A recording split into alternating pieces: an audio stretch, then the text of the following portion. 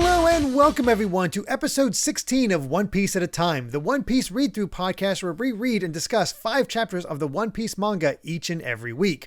I'm your host, Derek Bittner, and I'm joined by my wonderful co-host and freelance letterer at Shonen Jump, Brandon Bovia. How you doing, Brandon? How's it going, everybody? That's just how my brain is after reading this batch of chapters for this week. Oh boy. Yeah. You know how we've been getting into references about the turning point for watching the anime and being like, this is pretty good, to, oh my God, I have to see more of this. This is the turning point. Yep. We're basically at that point and it only gets worse. Yeah. If you've been listening along, if you've been reading along, you already know. If you're caught up with us, you know what we're in for. And these are some hefty chapters. Basically, it's so interesting how the action was kind of always intermingled with the Baratie arc. And here it is very clearly set up, payoff.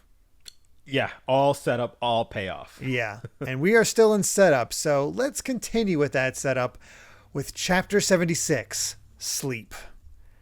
And picking up right where we left off last time with learning about the fact that Nami killed Usopp and Johnny reporting the news and discussion being broken out. And there she is to appear in front of all of them. We finally get the meeting between Nami and Luffy. And I love her facial expressions in here. Like, she's just trying to be as cold and heartless as possible. Yeah, it definitely, like, I feel like if you were reading this for the first time, you kind of get the sense that, like, oh, okay, like, she's kind of completely transformed at this point. Like, her facial expressions have completely changed. You know, she just has, like, this darker outlook. She reached that point of no return where she killed somebody for Arlong. Yeah. Although the nice little detail of her wearing a glove. Yep. So there is that. But I do like Luffy's expression. It's like just this sort of concern on his face when she calls him, "Don't make me laugh. We're not shipmates," basically. And then that tension completely gone by Sanji. Nami, it's me. Don't you remember? Come back to us. What a dope. He's far gone. Oh yeah. This is Sanji for the next 1,000 chapters. Oh, goody. At least in regards to Nami, that's for sure. Yep. We immediately got Johnny's like, no, this woman's a witch. She joined Arlong's pirates and she butchers people. She's rotten from the start, made fools of all of us. I saw her stab Usopp. And she just sort of eggs him on. Yeah. It's just, so what? Yeah. She's owning it. Yeah, it's just like, it is what it is. And, like, Arlong's out to kill Zoro and his crew because Zoro did something stupid. But you're no chance. You stand no chance against him. Those are words that we as the reader know at this point. Like, we have seen at multiple points, pretty much all throughout last episode. Like, oh yeah, Arlong is a force to be reckoned with. Yeah. So when Nami says he is a monster, you don't stand a chance. Like, yeah, it feels true. And it's convincing. Zoro's still very cool about it. It's like, that's nothing to us, but where's Usopp? And that's when she says, like, yeah, he's dead. And he kind of threatens, like, almost like goes to pull his sword on her. Yeah. And that's when Sanji hey, don't attack a lady. Which is, it's interesting that we got our crew coming together, but these two are already at each other's throats. They're just like, there's a problem, but of course, we kind of, Zoro and Sanji just kind of can't keep, they kind of keep getting in each other's way. Yeah. It's Zoro's more pragmatic. Sanji is love struck, but will always defend a lady. So yeah. And then of course I even I forget which one of it, if it's Johnny or Yusaku. I can't tell them apart anymore. I believe Johnny's the black-haired one, so. Okay, yeah. He's just like, stop arguing. Like, this is not the time. Mm-hmm. It's really interesting going back through here, especially, we can say this because it's all covered in these chapters, but at the time, it does feel legit. But in retrospect, her going into, like, I was basically faking it, leave, our friendship is finished, like, go look for your stupid One Piece, go find another navigator, I'm sick of the sight of you. It feels like, boy and his dog narrative is like, no, go on, I don't need you anymore. You anymore. Yeah. Yeah, it's very much of that tone, though it does strike serious when you first read it, I think. Yeah. Yeah, for sure. And then I love Luffy's reaction to this whole thing is that he just like plops down on his back. It's almost like the emphasis of her words knocks him flat at first. Yeah. And then it's like, no, I'm just going to take a nap. I don't want to leave. Yeah. I love he says those fish heads don't scare me. Like he's clearly, and of course, you know, like given her very extreme reaction at the bottom of the page, like it's just, she has been just like trying to get rid of everybody. Yeah. It's like, leave, save yourself. I am trying to help you idiots. Go. Yep. And that you can just see the frustration on her face there. It's like, I've tried my best to help you people. I don't care anymore. Yeah. Uh-huh. And at that point, it's Johnny and Yosaku's like, okay, we're not dealing with Arlong. We're out of here. Yeah, they're like, no. Yeah. And so it's just the three of them, like Luffy, Sanji, and Zoro kind of left behind. Yeah. And then page flip where, hey, there's Usopp. Usopp's alive. Yeah. And, yeah, this was oh man, like it's so subtle because as we're seeing here in the next couple of pages that like Nami actually stabbed her own hand to make it look like she stabbed Usopp, and then that's why she was wearing the glove at the beginning of the chapter, which I thought was really cool. And if you look at the previous chapter where she did it, you can see her constantly kind of holding the hand close to her and letting it blend in. Like it was covered in blood, but you could. I think most readers would just assume that was like, oh yeah, she stabbed Usopp and, you know, her hand got bloody. But yeah, it's really, really cleverly done. Yeah. Also, ow. Yeah. That looks deep. That looks so painful.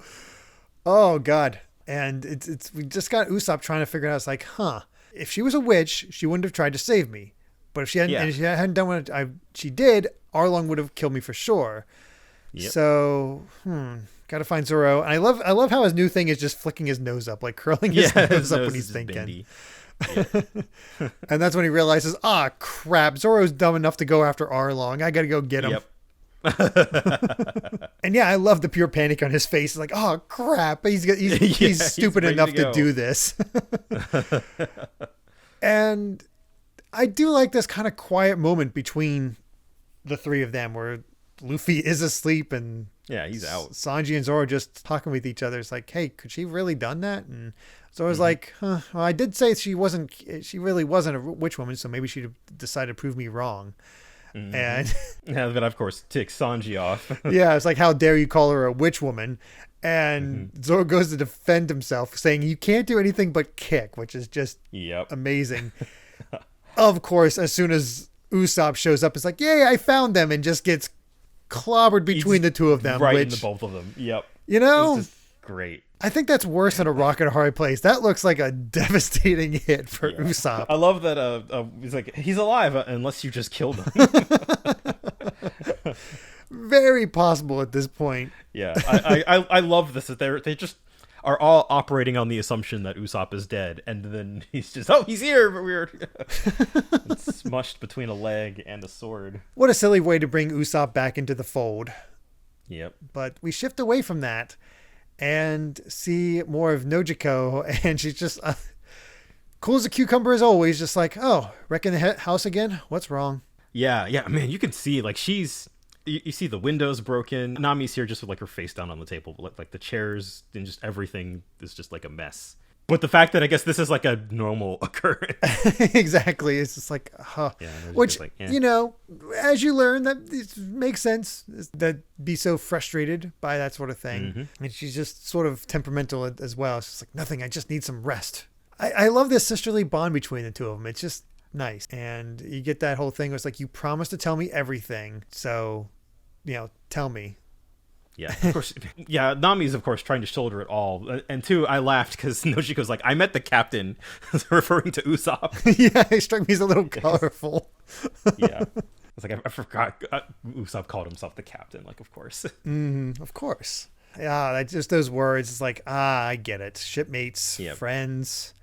Those are your most painful words. Oh, boy. You really, something's up. Yeah. And then Luffy wakes up and is like, Usopp, did Nami do this to you? Well, I love Sanji. He's like, actually, it was Zoro. Me and Zoro's like, it was you. Yeah, it was you. The dynamic between all of them is really great. And then Usopp waking up is like, Luffy, you came. Yep, I'm here too, buddy. I'll get you for this. It's just despite this is being a really kind of tragic thing going on, I love that these moments of levity. They help. They're necessary because it's the last bit of levity we're going to get for a while. Yeah. But Nojiko decided to head out and find the boys. And she's like, all right, I'm going to try to help her out. And again, get it into your thick skulls. You're never going to defeat Arlong. Forget you're ever here. I'll tell you everything, but you got to leave. Uh-huh. And we've got the promise of finally backstory, what's going to happen. But then also, crap, Nezumi's here. Yep. Oh, that's where the chapter, and he's looking for Nami specifically, and that's where the chapter ends. Is not trying to fight Arlong, not trying to get revenge for Base 77 ship. It's just, nope, I am here for Nami. We already know at this point that he's in Arlong's pocket. Oh, yeah. And just... that design might be one of the most despicable designs Oda's come up with. It's a punchable, hateable face. Oh, yeah. So hateable compared to a lot of other characters. Like, not strong, but so effective at just being completely sleazy. Again, all we've seen from the Marines up to this point is just being incompetent or corrupt. And sometimes both. Yeah, and a lot of times both. It's again, only Kobe has shown us that the navies are good. Yeah. That is it. We do get an SBS. Again, not too much going on with this one. The big one that I took away from this is the thought process behind which foot Zeph cut off. Is like the one of the people were like, wouldn't it have been smarter to eat his left foot? It's like, no, all the power is being put into the left foot so you actually have, a good hard kick. You gotta have that supportive weight. So I hadn't thought about that, but that makes sense. Yeah, it's like I like there's a little bit of thought put into that. Yeah. Otherwise, it's him just having fun with his readers again, as they all seem a little bit crazy. It's like I think they realize I feel like he specifically chooses the crazy ones. I think so, and I think people might have realized, like, okay, he responds if we have crazy or weird ones, so let's go weird and crazy.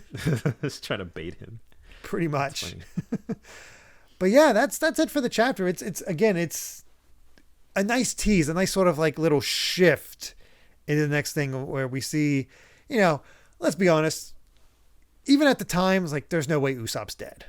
I don't think. Of course. I don't think anybody believed that Usopp was dead. How did he survive? That's the bigger question. And you get on the Shonen Jump app. There's Usopp. He's not dead. Yeah, he's still there. Now we're getting into it. Now we're getting to the big moments here. We're getting backstory, and that begins with chapter 77, the first step toward a dream. And right off the bat, like, we care. We want to know. Yeah, we want to know. Usopp, or not, Luffy's just like, I don't care. I'm not interested. And he's like, I'm going to go for a walk. Yeah. And that is so core to how Luffy has treated Nami since the beginning, where she didn't really want to talk about her past. She's like, okay, don't care. That's fine. Yeah. It does not matter to him. And that just, again, just kind of continues that trend. I think this will I'll have more to say about this a little bit later. Okay. About the specific choice to have Luffy just leave during this whole segment. Right. Yeah. And I love how Zoro just says, don't worry about him. He's quirky. He's quirky. And he's like, we'll listen to your story, though I don't want to learn much. And then he falls asleep. He falls asleep right away. But hey, at least we got Usopp and Sanji ready to listen to the story. Yeah. I do like how that Nojiko's like, oh, now it makes sense why she's having such a hard time getting rid of them. Yeah, it's like, oh my god, these guys are the worst. Oh, but then we just got that little shift over to Nami as she wakes up, looks at the tangerines, mentions Belle-Mère again. And don't worry, it will soon return. The village, the tangerine groves, and my dream. All right, let's do it. Let's do it. We got good old Genzo here, lacking scars, still with the pinwheel. Now. Yeah, flashback territory. And once a thief, always a thief. It's like stealing a book from the bookstore. She's adorable. I'm sorry. Yeah, yeah. Oh my god, she's so adorable in these flashbacks, and I love the first thing we see from her is that like even 8 years ago, like she was a thief. Yeah, a thief and stealing a book about navigation. Yeah, it's just like it's like all you need to know in one panel. Yeah. And then we finally get to see Belle-Mère, and what a good design.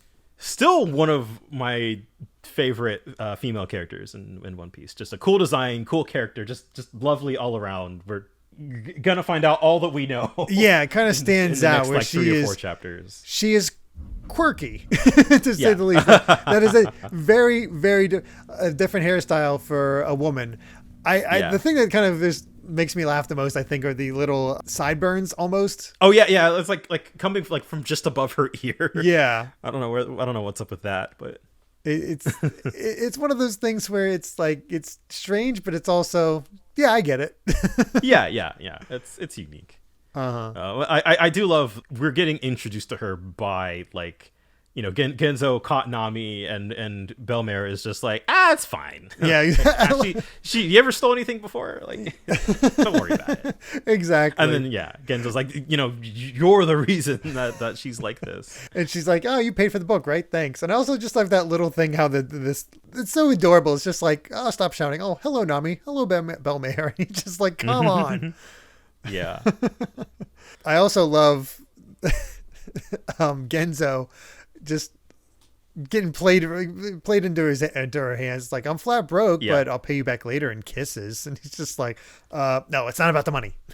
Yeah, you can also see that's all like in a lot of ways Belle-Mère is just like a grown-up Nami. Like this is like where Nami got all of her character quirks from. That is the truth. Yeah. He's just likes to steal stuff, likes to seduce people into doing whatever they want. Yeah. It's like, might as well, if they're going to be dumb enough to fall for it, I'm going to take advantage of it. Yeah. Then you do get legit concern from her, where it's like, come on, if you wanted it, why didn't you tell me?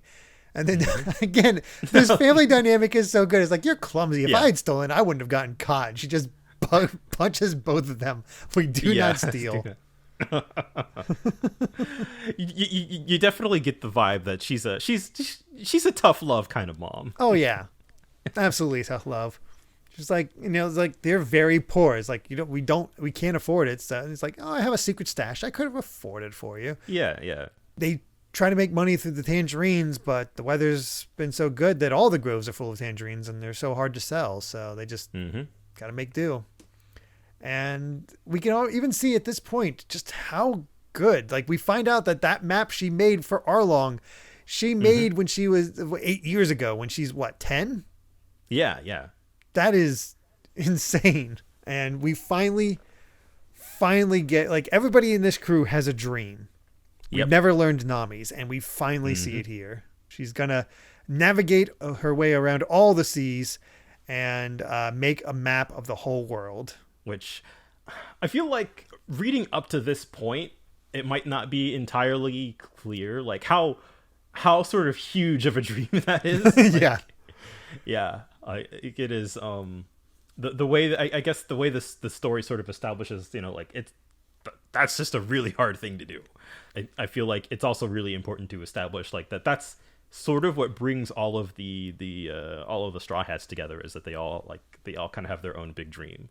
Yeah. And that's always a key point of, like, when they join, what do they want to achieve? What are they, why are they with the crew? And you can see why she's attracted to this crew, because they all have those big dreams and support each other up to this point. And we saw this with Sanji too.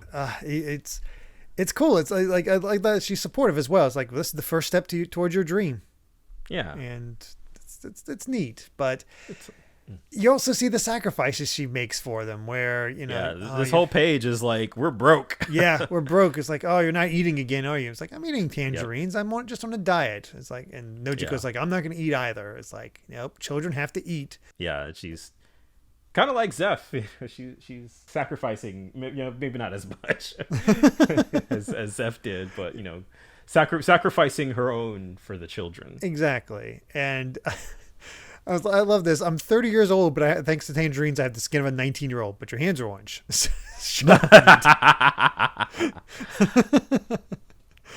Oh God, it's kind of devastating to realize that. Oh God, I'm older than Belle-Mère now.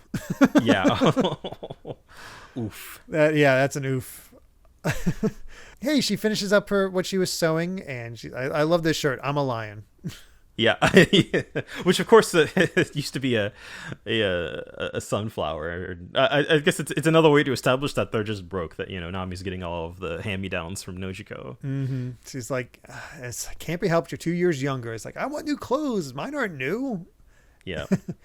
And I real key thing that I take about this is that she's been completely nonplussed about the stealing, the fighting between the girls, herself, all that stuff. But as soon as Nami mentions that they're not related by blood and they're not real sisters, that's it. Something snaps within her and she smacks Nami. Child abuse. Yeah. Yeah. That. Oh man. Yeah. Oh, it looks painful too. We're getting the tension between the family, where clearly Belle-Mère, she's like, don't ever say such a foolish thing again. Like, that doesn't make a difference that you're not related by blood. You can just see how much the family means to her. And Nami's just saying, like, you'd be better off without us. Then you'd be able to eat. You could buy yourself nice clothes. You'd be free. And then the devastating thing is, like, I wish I'd been found by rich people. Oh, man. And the fight continues, and Nami runs off, and Nojiko tries to be the peacekeeper. It's like, you're a steady one. And that was childish of me. And please go bring her back. I'm going to have a nice dinner. Well, I'll make us a nice dinner. It's like, you see it. It's like, it's so rough. Oh, it's only one scene, and I'm just like, oh, man. Yeah, you feel it right away. This family. Yeah, it feels like a real family. You get it. It does. Yeah. And like, that's obviously we at this podcast do not condone parents slapping their children. Oh, I have a kid. I cannot imagine slapping him that way when he's 10 years old. No. Like the way, just how quickly they established like the dynamics of this family, and like they're not a real family, but like it still matters, and that you can't just say like, it's such a small thing that like is so core to the themes of this story. I feel like just from those couple pages you could already tie it back to what we've already been seeing in the main story. The found family aspect, and they don't hit you over the head with it before this point, but you can see the parallels right here. Although I do love that she goes to Genzo and he's like, you ran away from home to the center of the village. What a journey. I feel it's such a kid thing to do, to run away from home just to go to like a family friend's house. And that's when you get some even more backstory from Genzo to like get there, and she's like, we're the reason she's poor, and the villagers get mad at her because of me, and he's just like, you're finally seeing consequences, right? But don't worry, she was a terror of the village at your age too. She ran away from home and came back a fighting sailor, surprised the whole village.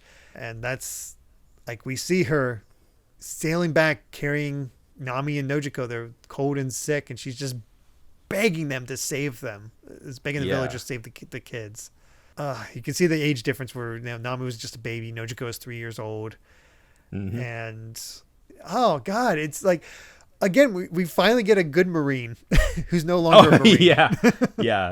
I do love this bit where when Genzo tells her that, like, you were both found like in the middle of the rain on like a battlefield, but then Nami's like, I thought I was found under a bridge, and then Belle-Mère made it up. And she instead, it was like the village had been devastated by pirates. She was basically left for dead. Everybody else was dead around her. And she saw like Nojiko carried Nami. They're not sisters. They just happen to be together. And she's laughing. She has no idea of the suffering around her, and decided to live. The kids basically renewed her lease on life, on Belle-Mère's lease on life.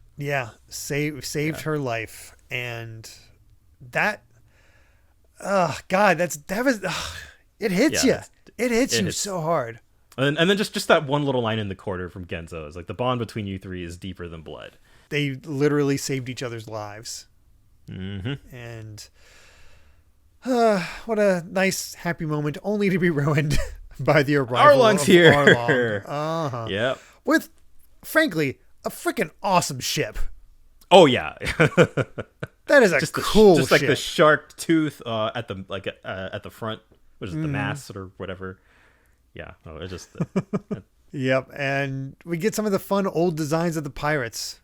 yeah. Arlong almost looks more mob boss in the past. Yeah, seriously. I mean, this is where the chapter ends. I do love this line from a random villager. He's just like, the Fishman pirates of the Grand Line have split up and a band of them are here, which is in line with what got mentioned right when Luffy and the gang were on their way to Arlong Park, where it was like, well, what was it that they said that Jinbei Yes. became a warlord on the condition that Arlong be set free. Yeah. It's just like two little pieces of dialogue that are kind of lining up here, but it is sort of like a action and consequence kind of lining up here. Yeah, where the government got presumably strong pirate to join them to help curb other pirates, but in so doing unleashed a pirate into the East Blue. At this point in the story, we don't know a whole lot about the Seven Warlord system, but I think it's pretty easy to say that it's very deeply flawed. Yeah. Yep. Yeah, I guess this is sort of the first consequence we're seeing of that. Or I mean, we already saw it when they said that Jinbei became a warlord and on that condition let Arlong free. It seems effective with what we saw of Mahawk, since he's he was the first warlord. Yeah, he's the deterrent. That's a good deterrent. That is a really good You see deterrent. what he did to Don Krieg. Yeah, that is his function as a deterrent. But now we're seeing the flip side where conditions met, these guys let loose, and Arlong just arrives and takes over it. And as you said, that was it. Yep. And that is rough. And we get more fan art, and it's again it's American fan art, which I will say, Brandon, I don't know if this was you. Bottom was left not me. 13. That's actually really good. Yeah, that's pretty sick. Yeah, that's the others are, I'm sure if these kids stuck with it, I'm sure they got even better. I've seen it time and time again on Twitter how people kept getting better at that that sort of thing. It's cool. It's nice, but I also again, I wish I had that. I could see forget his name, but the My Hero creator, see his artwork. Oh yeah, because they keep the Japanese ones after at some point. I don't remember when. Okay, but I think his is left in because it's pretty far ahead. Mm-hmm. Okay, which just goes to show how long One Piece is. That is a good point. He was a teenager at that point. Oh goodness. Well, that brings us to chapter 78, Belle-Mère. And I do want to comment one little thing on the title artwork here. I love that Usopp is charging 100 million berries for his portrait of Kaya. Yeah. Aww. He's a good artist. Yeah, he is. I love that his art is pretty his picture of himself is kind of goofy, but the landmarks and Kaya, gorgeous. Yeah. Aww. I don't know. I thought that was a nice little touch. Just again, great little relationship these two have. Yeah. Then we get to see exactly what Arlong's taxes are when it comes to surviving in this village, which, dear God, this seems expensive as all get out. That I can't believe people can afford this. But 100,000 berries a head for the grown folk, 50,000 for the brats. And I assume we have to just adjust it to yen in this case. I think I think that's supposed to be like equivalent, basically. Yeah, which basically comes down to $1,000 per adult, 500 per kid, which does feel a little bit more reasonable. Well, for a poor little village out here in the middle of nowhere, it's probably still pretty expensive. Oh, it's definitely still expensive, but it's one of those things. As an American, I see 100,000. I'm like, oh dear God. Oh yeah. It feels like extortion. Yeah. I don't think anybody on a poor little village would feel like, oh yeah, I got $100,000. Yeah. It's easy to pay a bribe. Yeah, it's simple. It's still it is. There's enough people in the village that they got 25 million berries out of it, a little more than 25 million berries, which roughly still comes to, I think, 250,000. Yeah, which good chunk of change, and to get that each month, I think it Yeah. was. Extort that much from us every month. Yeah, that's a lot of money he's getting. You just got to get that, and only on the condition is that you get to live. Yeah, that's lucky you. But the entire village was able to pay. Everybody survived for now. You can see Genzo's like, all right, if we can pay them, we should consider ourselves lucky. Just please don't notice Belle-Mere's house. She doesn't have 200,000 berries for herself and the girls. And that's it. Arlong's getting ready to leave. And it's like, thank goodness. Yeah, in the clear. In the clear. And then, crap. There's smoke. There's a house on the outskirts because they can see smoke from the chimney. And then you see that she's cooking for the girls. And it's like, oh, and this is all because they had a fight. And this is her way of making it up to them. Yeah. Yeah. Oh. It's just tragic. I know. And just that face of Arlong's like, we almost missed it. Just, jeez. Oh, boy. And she's making a tangerine sauce. She's making a duck, has veggies. Yeah, she's going all out, get the booze. Yeah, exactly. She's serving sake to a 10 and 13-year-old. Yeah, that's fine. And he's also, interestingly, trying to find ocean charts here. So I wonder what brought him to the village that he's looking for ocean charts. That actually did confuse me in the moment where I was like, how did he, like does he know? Or is that like something that like every village, I guess, would have like a map of the area, maybe? I guess that does make sense. It's just a map of the areas, and he's just getting information is key. Yeah, yeah. You can see them heading over that way, and you can see the villagers panicking. She doesn't have enough money. Yeah. And the doctor's like the girls were supposed to be hiding in the woods. Where are they? And like, nope, the girls ran after to go home. And you get that knock on the door. There's already tension. Yeah, just the tension's building. And she's like, oh, they're home. And she has that curious look on her face, and you can realize, oh no, they're not home. It's the fishmen.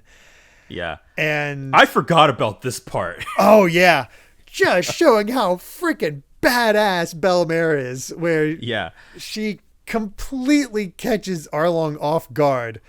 Yeah. Wraps her leg around his neck. Yep. And then got sticks a rifle gun in his mouth. Yeah. Yeah.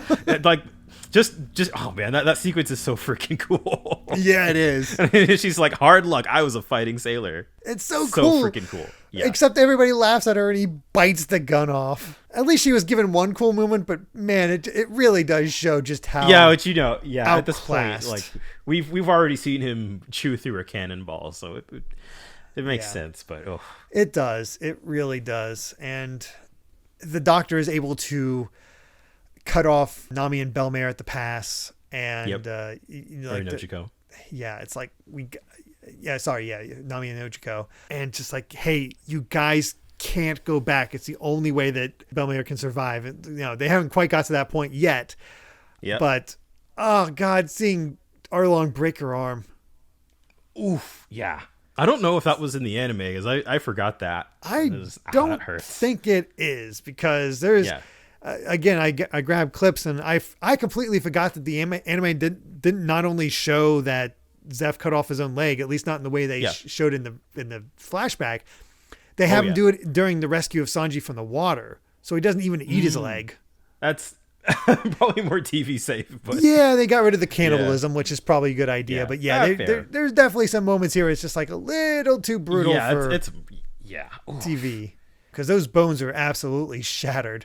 Yeah, that's when Genzo arrives, and it's like, some problems are better solved with money, and it's like that gets Arlong's interest. It's like, here's the terms, can you afford it? And she only has a little over 100,000.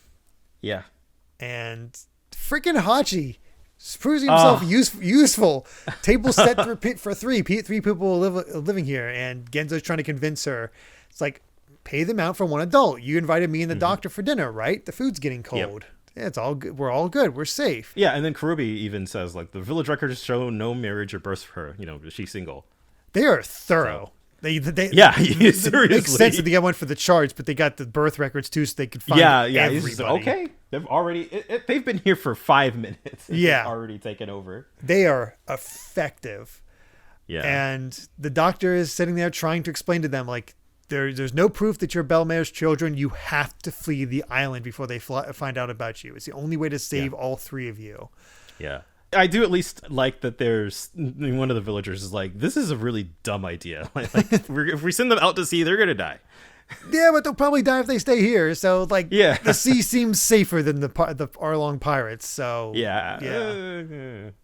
And Nojiko's like, okay, I will leave the island. It's what I got to do. And that's what Belle-Mère says. 100,000 berries for the 2 kids, for my daughters. And that just, God, the way he draws Arlong when he says, huh. Yeah, it's just, ooh, boy. And like, this is something that I feel like does happen multiple times throughout the series, where like the solution to getting out of this alive is to just lie. But like, you can't, like Belle-Mère says, like, she can't say that she doesn't have children. Yeah, there is much of mine, even if it costs her life. Yeah, and it's like, just she's just crying. And it ties back into that slap. It's like why she slapped them. She lives for these girls, and she dies for these girls. Yeah, Nami's apologizing, saying all that, hugging them, apologizing that she wasn't a good mother. It's just like, I didn't notice this the first time. That like she's like hugging them with her broken arm. Yeah, doesn't matter. Yeah. We get to see kind of what happened to Genzo, where he tries to fight him off and Karubi cuts him down. Yeah. And the villagers try to resist and try to save Belle-Mère.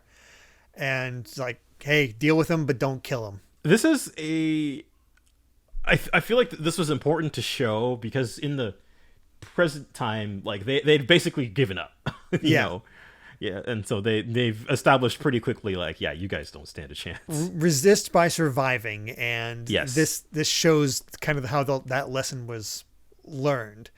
Mm-hmm. And God, it's hard not to tear up at this because you see the gun pointed at her face, you see the girl screaming at that, just the "I love you" in 3 shots. That's it. And that's how the chapter ends. And that's where the chapter. Yeah.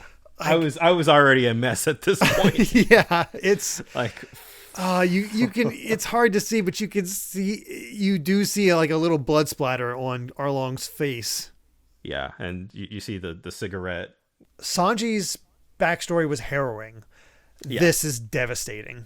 It's still probably one of the most heartbreaking backstories in the entire manga. Like it's up there. Some get close. Nothing's beat this for me. Yeah. Of the ones I'm aware of, at least. It's not like he peaked early. It's just like, how do you top this? Yeah, exactly. Yeah, I guess that's a good way to put it. Like, it's not like a lot of the ones further out are great, as we'll continue to see, but yeah, this one is, I think, probably my favorite as in terms of like effective storytelling, because it's just like, yeah, even now, even knowing what happens, even, I remembered most of this and it was still just like, man. Mm-hmm. Oof. Yeah. It hurts. it does. And with chapter 79 to live, we get one more flashback within the flashback. Yep. And that's, the Belle-Mère declaring that she'll be the mother to the girls. And I like seeing the younger Genzo. He doesn't have the pinwheel. Yeah, where did the pinwheel come from? Yeah, exactly. The villagers are like, "You're not fit to raise this." Yeah, they're like, girls. "Whoa, no." Yeah, but yeah, her determination. Yeah, I'll raise them to be good, strong people who can handle themselves even in this harsh world. God. Yeah. And we can just see how much she affected him, how much that lived up to it. Where Nami's imitating the "I'll pay you back with kisses." Yeah. This is where it starts. Yep. They beat up the boys. I love this whole thing. It's like, you two make the boys cry again. They made us mad. It's like they said your tangerines tasted like crap, and then she hits the little kids. It's that personality that just makes Belle-Mère so friggin' lovable. It's cool, mom. Yeah, man. I think we're a little early for Mother's Day, but man. Yeah. It's those final lines too. It's like girls have to be strong too. Whatever happens, don't curse the age you were born into. Don't worry about what anyone says. Whatever happens, never lose your ability to laugh. If you can survive, then happy times will come your way. The blood, the cigarette, the positioning.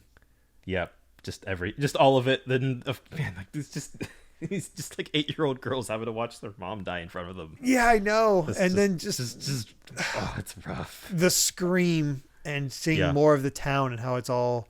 And Arlong's just laughing it up. Yeah. Completely uncaring about all this. Yep. That's when, again, Hachi, showing himself to be very useful, comes out with all kinds of ocean charts. And that's when Nami's like, let's know that she was the one who drew them. That piques Arlong's interest. And that's when he takes her away. Yeah. Well, and then Genzo's with the sword trying to come in to save the day. He's just trying to save her, and Karubi cutting down. Which I guess is where he got his scars. Yeah, that's where all the scars came from, all lined his body. It's just, those were all the strikes. It's amazing he survived. Yeah, seriously. Like, it looks like he got his eye cut out or his head chopped off. Yeah, because he has a he has an eye patch, doesn't he, in the present day? Does he? I can't remember. I don't think so. Does he? Okay, I'll have to go back. Well, we'll have to look. I don't think he does. He doesn't lose an eye now. Okay. And poor Nami just screaming like, "Don't try to help me! I'm tired of seeing people get hurt." Yeah. You can just see how traumatic it is, and you got that click, click, click from the pinwheel as it all goes down, and just seeing. Yeah, you're just seeing the whole town just devastated. Yeah. Yeah. And then just to further down, just shows how smart Belle-Mère was. Doctors revealing that they sank all of our boats. Our plan to have Nami and Nojiko escape was folly.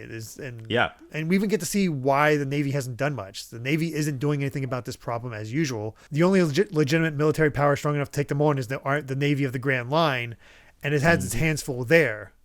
Nobody in the East Blue can actually handle them. Yeah, which is, I mean, because we're seeing now that, like, far and away, Arlong is the most powerful force, like, in the East Blue. Mm-hmm. And, like, it's just, even though he's been established here for 8 years, like, the Navy just kind of, they can't do anything about him. Yeah, they just can't root him out. He's sort of just stuck to his own little corner for now. Yeah, and, well, I think it's interesting, I guess, that they mentioned that the Grand, like, if obviously, like, the Navy characters, like, the overall on the Grand Line are a lot more, like, powerful and interesting, but I guess it's like, of course they wouldn't be here in the East Blue, because it's like, this is the weakest sea. They kind of are like, we don't need to bother with this. Yeah, it's just too beneath their notice, even though people are being terrorized. And yeah, so it's like Arlong is sort of like taking advantage of that. Obviously Arlong could decimate Krieg. oh yeah. Yeah. There's just from everything we've seen, there's not a doubt in my mind that he could. They just happen to not run into each other. Pretty much. Yep. Well, and I mean, I guess in that sense, it's sort of a matter of time. Like we see that, we already know that Arlong wants to take over, the East Blue and probably eventually more of the seas in the world and all that. And, there's not anything that we've seen in the East Blue that even compares to Arlong. Not even close. Like, be it pirate or Navy or whatever. Like, he is just. And this village is still unstoppable. determined. Like they since Arlong still has Nami, we have to fight and mount a rescue for her. They're all ready to go take him on. But then she's back. And reveals that she's joining Arlong's crew to be their navigator and draw maps for them. That face, so just heartbreaking. It is. It really is. They're trying to figure out, like, what did they threaten you? Like, what happened? Yeah. Like, tell us what happened. And that's when you see that she has the mark of Arlong's pirates. Yeah, she's got the tattoo. Yeah, guy has the tattoo, and they gave her money.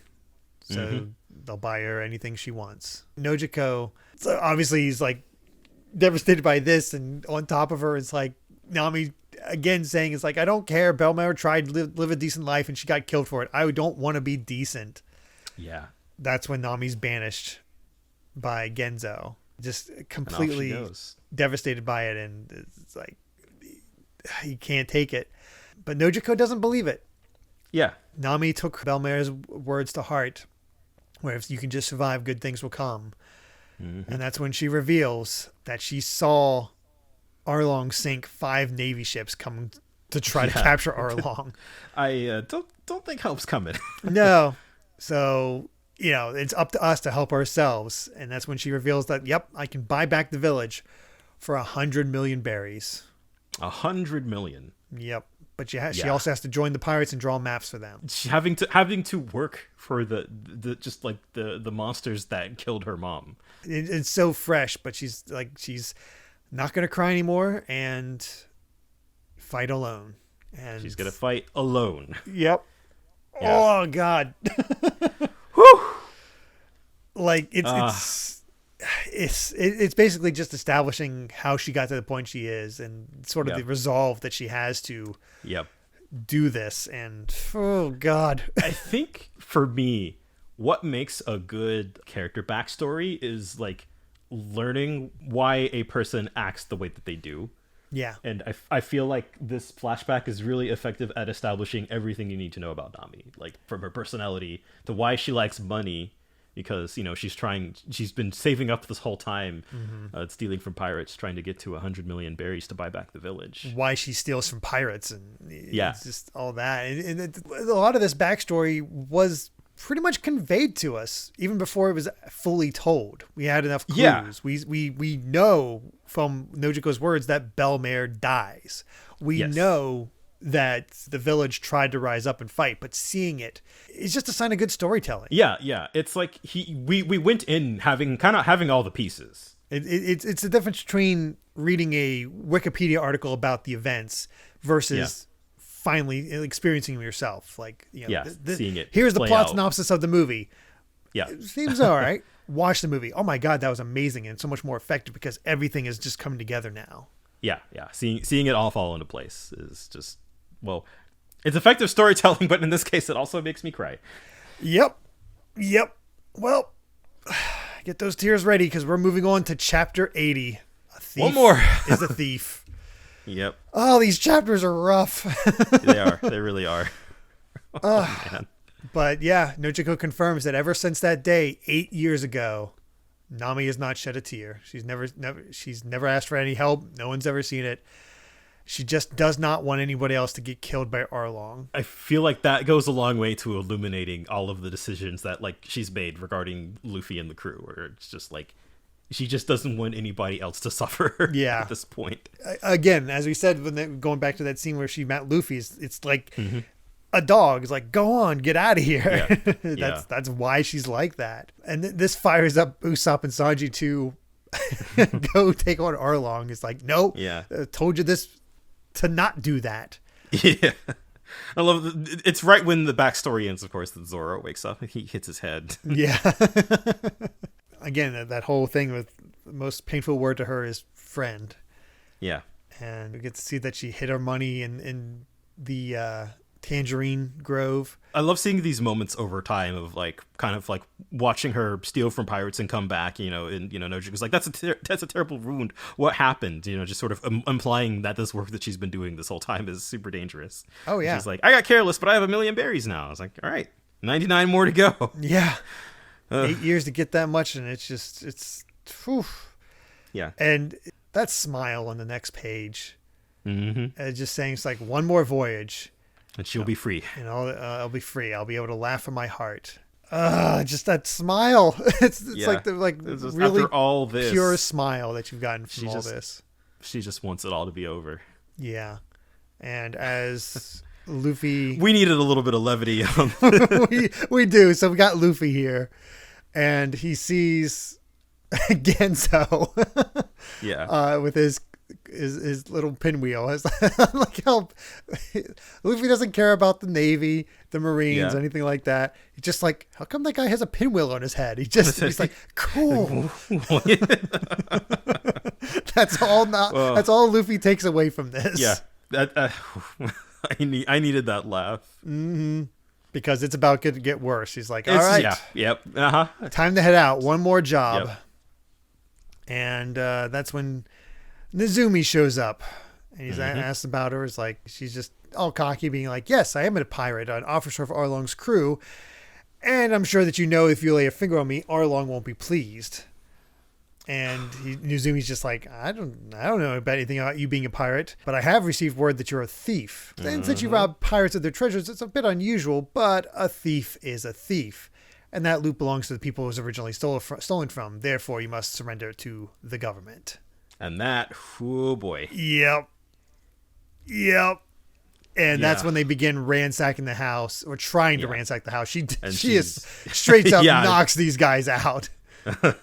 I love, of course, the first thing she points out is that, like, this is how the Navy operates. Like, Arlong's crew, well, of course, it's like saying Arlong's crew has murdered hundreds and destroyed whole villages, ignoring the fact that she just said that she was a part of Arlong's crew. But, it is like, hey, you guys are letting all of these horrible things happening and you're going after me. Like, yeah, look, like, he's enslaved everybody on this island. He literally has.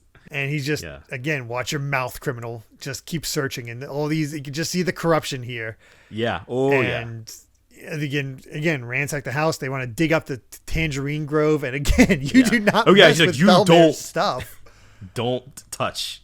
That's when Genzo can't take anymore and reveals that he knows. You have no right to confiscate her money, which is going to save the village. The villagers couldn't believe that she would just join Arlong for money. So Nojiko told him all, but they didn't want to tell her that they knew because they wanted her to have the option to give up and flee at any time.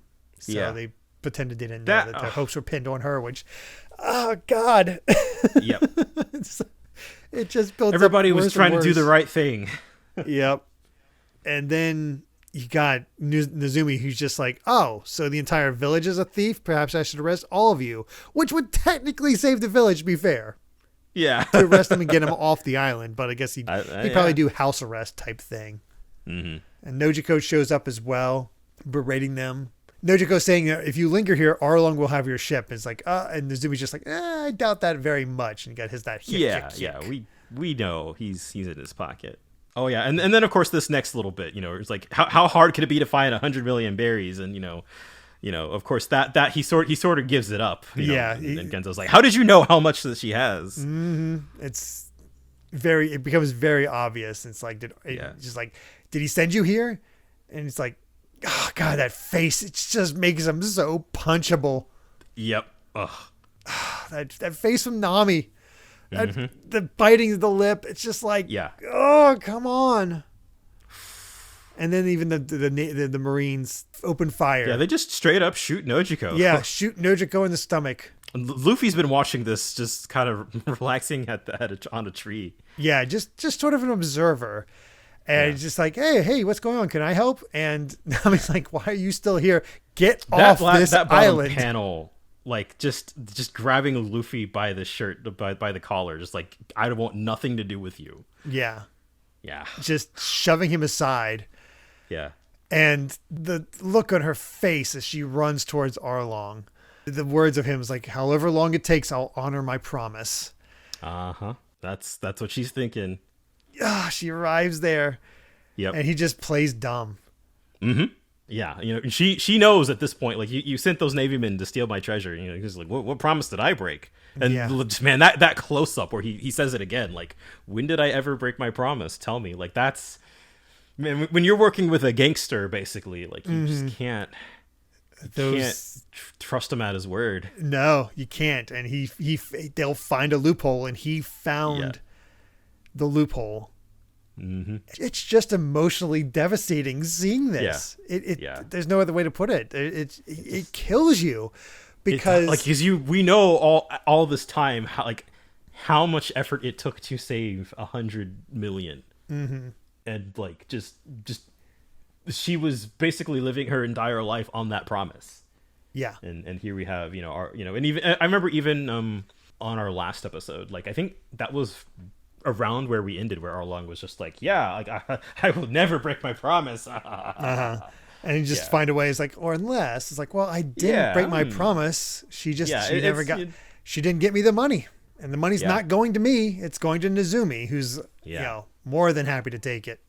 Oh man, just this, all of the moving parts in the story are just built to give you like the biggest gut punch. Yeah. The pacing up to this point, I want to. It's interesting to compare it directly to the Baratier because they are the exact same length in terms of chapter count. They do so different things with that length, though. Yeah, it's crazy. They feel a different length despite this, and there's just so much more. I want to say heart to it. Yeah, Baratier was kind of wacky. You had the good moments. You had the Mahawk. You had the stuff with Geen. You had the backstory for Sanji, but there was always this wackiness to it. Yeah. This feels the most real that we've gotten. It does.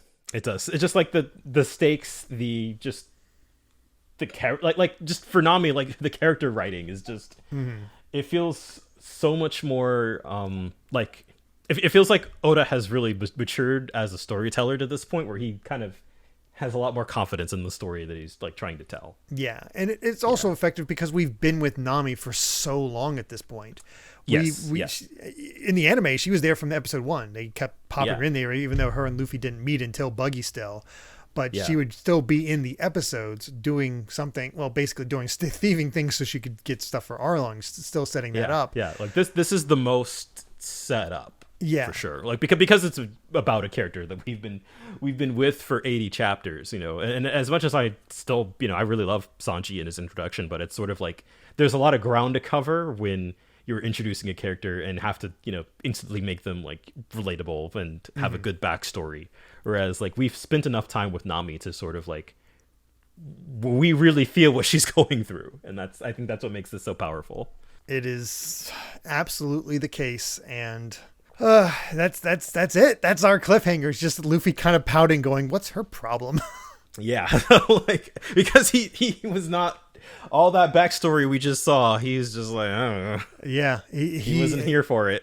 He doesn't know any of it. He doesn't. Yeah, he's had no context. Which again, I think we'll get to it next week. But yeah, I think that was a really important decision to make. Yeah, it is to get Luffy out of there. It absolutely is, and I am so excited for next week. I think it's all catharsis from this point out. Yeah, to a degree. That's for sure. Because it is, you want to see them go down at this point. Yeah. It's not like Krieg where he was just sort of in the way or, you know, this is a problem needs solved. It's like, no, you want to see these people, these fishmen pay. Yeah, because for real, it includes Hachi, because Hachi comes like a lovable idiot, but he's there laughing at her along with the others. He was there. Yeah, he was the one who found the maps and so much else. He was just as complicit. Yeah. So even though he's a lovable idiot, he is just as devastated, you know, just as culpable as the others. Whew. So yeah, we will get to that catharsis next time. Oh boy, but with that, yes, I believe we've said all we've wanted to say about chapters 76 to 80 of One Piece. Thank you so much for listening, and you can find more of my ramblings and stream VODs over at BitNerd Games on YouTube or BitNerd with an underscore at the end on Twitter. Brandon, where can they find you at? I'm on Twitter at Brandon Bovia. Just it's hard to do this part after all we've been through. Exactly, it's harder than your sleeve. You can hear me talk about anime and manga and games and my job and whatever. That's where I'm at. If you'd like to help us out more, you can support the podcast over at patreon.com/Derek Bittner. That's DERRICKBITNER to listen to the next episode 3 days early. You might want to be there soon just to see what we have to say about this moment that we've been building up to we've been alluding to for so long. And make sure to return next time as we discuss chapters 81 to 85 of One Piece. Until then, my friends, bye. Remember to take life one piece at a time.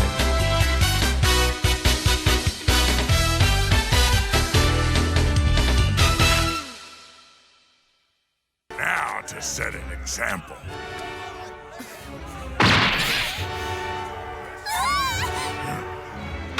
You ready to die?